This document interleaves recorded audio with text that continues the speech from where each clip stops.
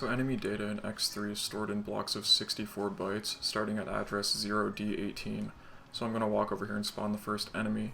As you can see, its block started at 0D18. This first byte determines whether the enemy is active. So right now it's 01, meaning it's active. If I walk off to the left and unload the enemy, it becomes 0, so now the enemy is not active in this slot anymore. You'll also see that some of the data that was created from this enemy is still there, so it's not erased when the enemy is unloaded. This is an important detail for why the explosion skip works. So I'm just going to walk on over here and spawn the enemy on the ceiling. As you can see, the enemy was spawned into the second slot. Basically, enemies will load into the first available inactive slot. So I'm just going to kill this guy here. And now this guy's dead, the slot is now open. So if I go up here to spawn the next enemy, you can see that it was spawned into the first slot. So really, it's loaded into the first available slot. So because Mosquitos is the only enemy in its room, it loads into the first slot.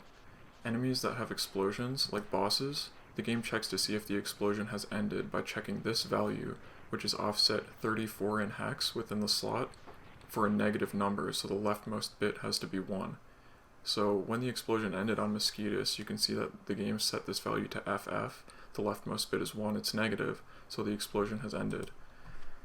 If I reload my state here and let the explosion start, I'm going to go ahead and force this to be a negative number, so I'm going to set that to F there.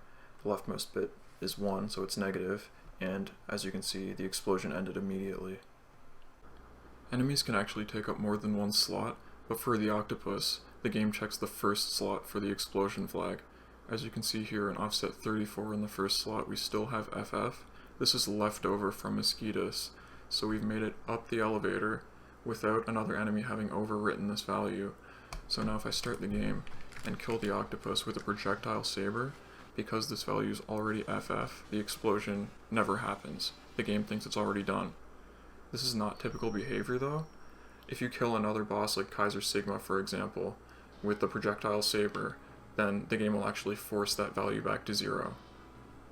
I'm going to go ahead and reload my state here and pause.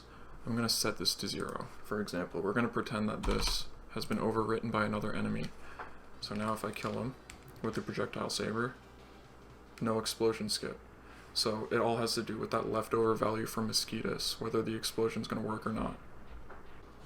So now we're going to look at why explosion skip doesn't work sometimes. So this is offset 34 within the second slot. We're going to load the snail into the second slot. And as you can see here, this is the timer between the snail's movements.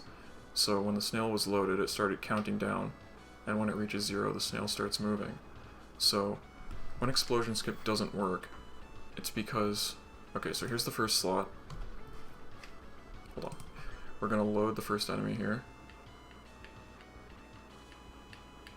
We're going to kill him.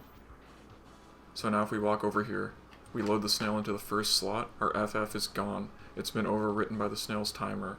So basically, in order for explosion skip to work, you need to reach the octopus without loading a snail into the first slot.